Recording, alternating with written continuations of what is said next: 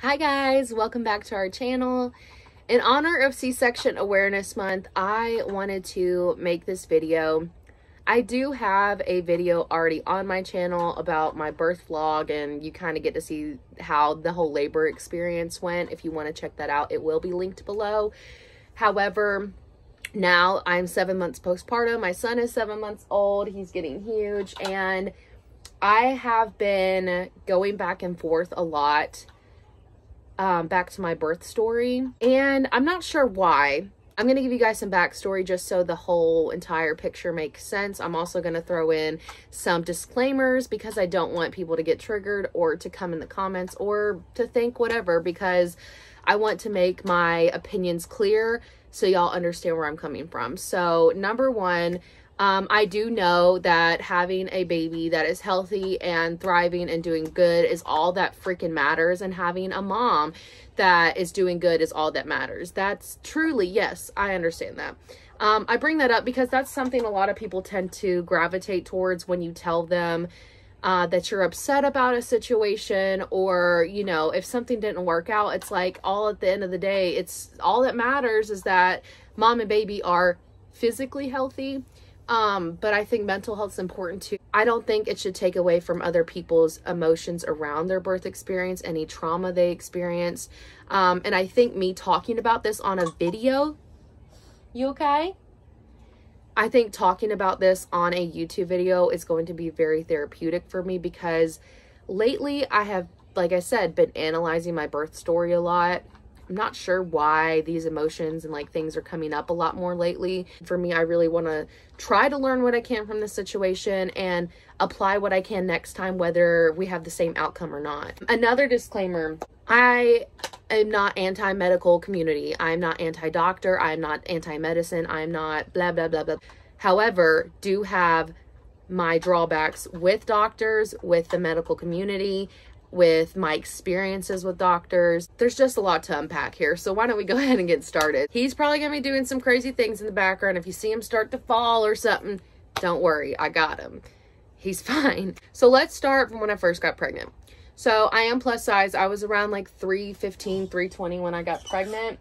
I gave birth at around 320, 325. So I'd only gained about 5 pounds during my pregnancy. So even though I was always bigger, and yes, that's not healthy, I'm not promoting obesity. In general, my lab work was okay. My blood pressure was normal pre-pregnancy, and the first trimester completely normal. And then 16 weeks hit and my blood pressure like just went up like out of nowhere.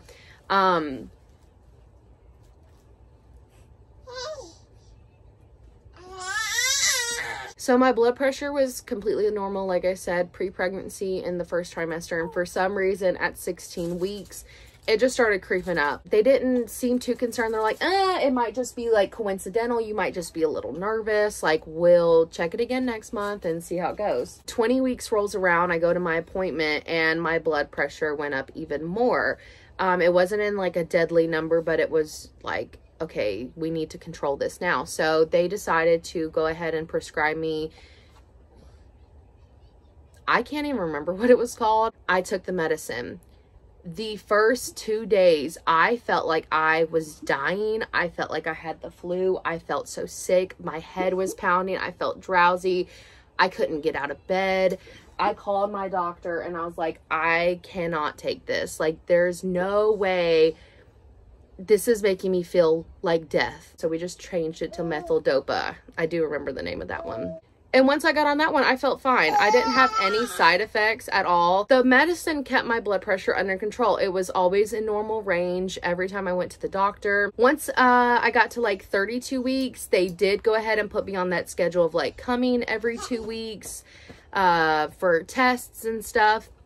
They never told me you're high risk.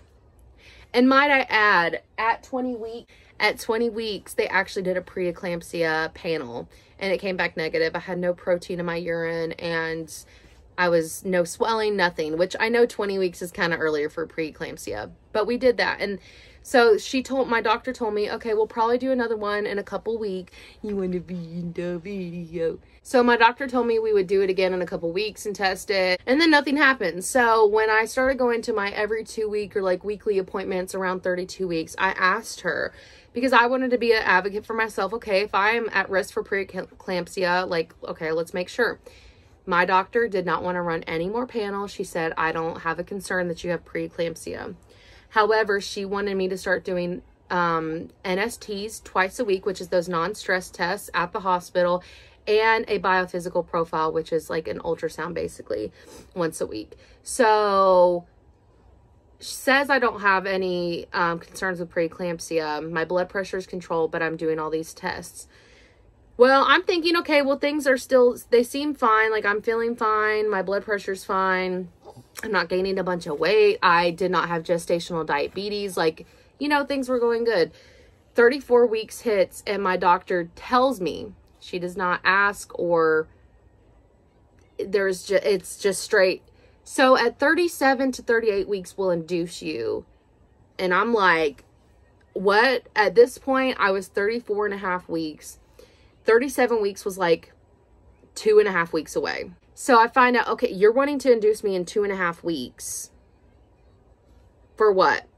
Because of my blood pressure, even though everything else was normal. And like I said, I understand high blood pressure is deadly, but I feel like for a first-time mom, inducing at 37 weeks on the dot was just not a smart idea. So I actually cried to my doctor, like sobbing tears, telling her, I don't want a C-section. I don't, like,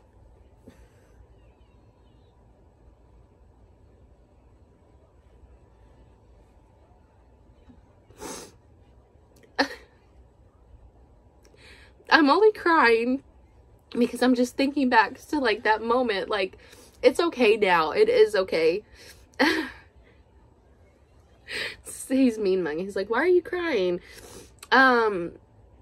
But I remember telling her, like, I don't want a C-section, and I just feel like this is going to cause a C-section.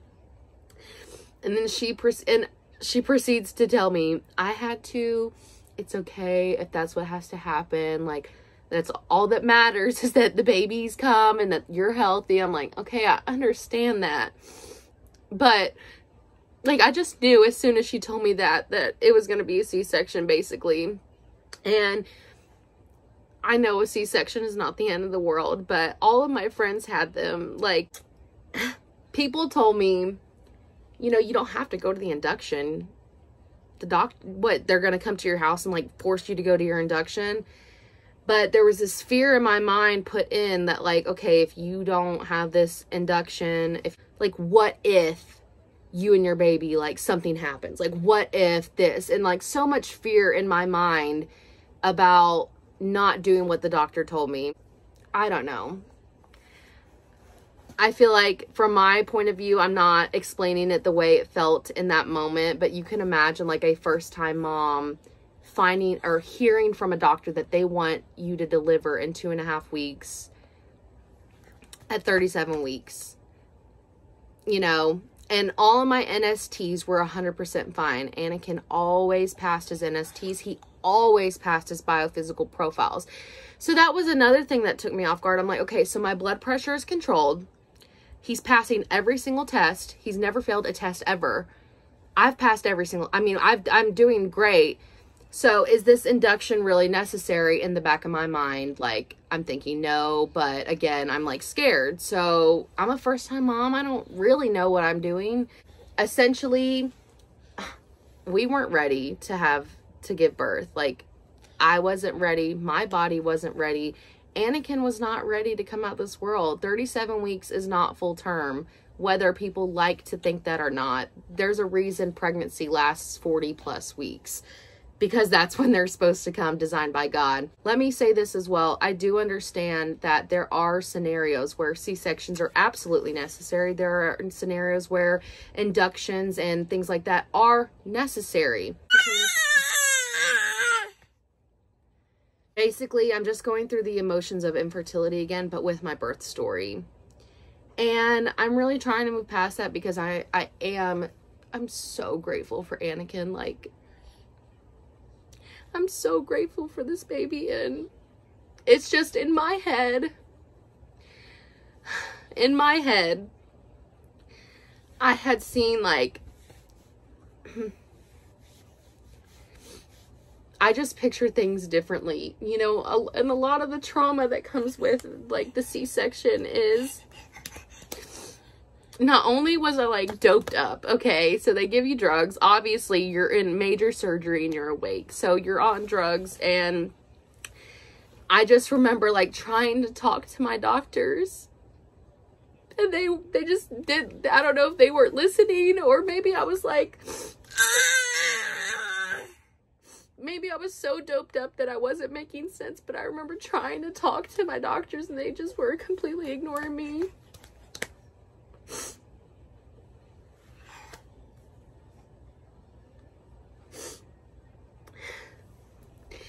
And then we were separated for 3 hours because of a C-section, and I think that's like,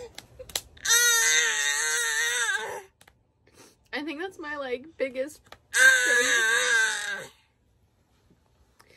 I think that's the thing I've been thinking about the most, is the fact that, why were we separated for 3 hours? He was fine. I was fine. And that also affected our breastfeeding journey. I think the breastfeeding journey is, I think he's telling me to stop crying. I think the breastfeeding journey is what really, like, triggered a lot of this lately. And I'm also going through these motions of, like, feeling guilty. What? I'm also going through these, like, notions of feeling guilty, even though, like I said in the beginning, we shouldn't downplay other people's experiences or emotions or feelings just because someone has it worse or just because they came out healthy at the very end. Like, I do have this guilt of, like, I have friends who their babies were in the NICU. I have a friend right now and her baby just had open heart surgery. So, like, why am I over here crying? Why? I just question myself and my emotions a lot. And that's something else I'm trying to move past, is like I told y'all, we shouldn't invalidate other people's experiences just because someone had it worse or just because things turned out okay. And I have to stop doing that to myself and allow myself to accept how I'm feeling. And I don't know if move on is the right word, but, like, just accept what is. I can't go back and change it. And it is what it is. I'm just really bothered by the fact that C-sections are just so widely, I don't know if accepted is the right word, but it's used more than it needs to be. I think unnecessary, non-medical inductions and things like that truly can affect the outcomes. And not only that, I had people in my ear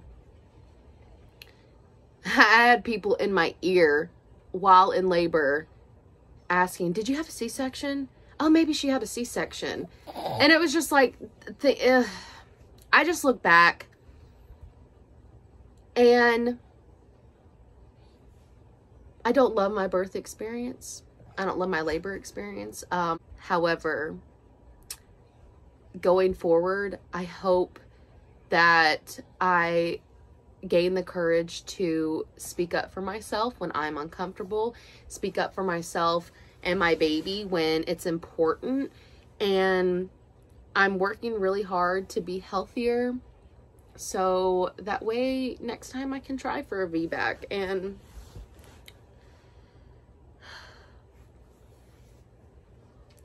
I don't really know where this video is going at this point, honestly. I feel like I am going all over the place and there's no structure, and I'm like 5 seconds away from debating on deleting it. But I do know that other moms probably want to see this, just so you know, you're not alone. I used to think having a C-section made you less of a mom. Or in my head, I always thought if I had a C-section, I'd be less of a mom. And I did struggle a couple months postpartum to even bond with Anakin properly, I feel like. I don't know if it was because of the C-section or not. I do know other people that had the exact same experience. Like, you know you love your baby, you know, like, this is your baby. But we didn't have the bonding time that, you know, typical births have. Some people have C-sections and have more time with their babies postpartum than people who have vaginal births. So just to reiterate, every birth experience is unique. Whether you had a vaginal birth or a C-section, you're still a mom. Whether you had a vaginal birth or a C-section, your birth experience and your feelings around it are extremely validated, and I am here to support you no matter what. Don't let anyone make you feel like a horrible mom for being upset at your birth story. And don't try to beat yourself up for what happened or the outcomes that came from your birth experience, because in those moments we do what we think's best. And maybe it was, looking back at my story, maybe something bad would have happened if Anakin would have went to full term. I don't know. He was 8 pounds at 37 weeks, so I don't know what could have happened. I might have still ended up with a C-section, you know? And that's something I have to tell myself too, is like, again, not to not validate my feelings, but also to get, sometimes once you like process, like now that I'm done crying and I've like processed some of these emotions, you know, I've had those thoughts. What if I still ended up with a C-section? What if something bad had happened? And I don't like to live like that, because the what ifs can really make you go crazy. But sometimes you need it to be like, it's okay. We just got to do our best to move forward and try to make better decisions and, you know, all the things. So I hope y'all appreciated this video, because that was kind of hard for me to do. I don't even feel like I truly got all of the things I wanted to say off my brain, but I have so much going on that it's kind of hard to process it all at one time to make a video. I have been having thoughts about VBACs and whether I would do a repeat C-section and all the things. Like, there's so much to unfold. So if you guys would like to see more videos about this type of thing, if you feel comfortable, please leave your birth story in the comments below, whether it turned out how you didn't like or if it was amazing. I hope your birth story was exactly how you wanted it to be. But regardless, if you guys feel comfortable, please let me know in the comments below. Hit the subscribe button. Yeah, those babies, no matter if you have a C-section or a vaginal birth, they will end up doing this. So that's one thing. But if you guys like this content, please hit the subscribe button. There's a bell notification right next to it. Just tap it. You'll get notified for all future videos. We are trying to be more consistent over here, if you can't tell. Say bye, people. All my social media is linked down below. Check it out. Follow us. We do have a new community group called Lizzie and Little Community, if you want to go in there. All right. We're going to end this video. Love y'all. Thanks so much for watching. Bye.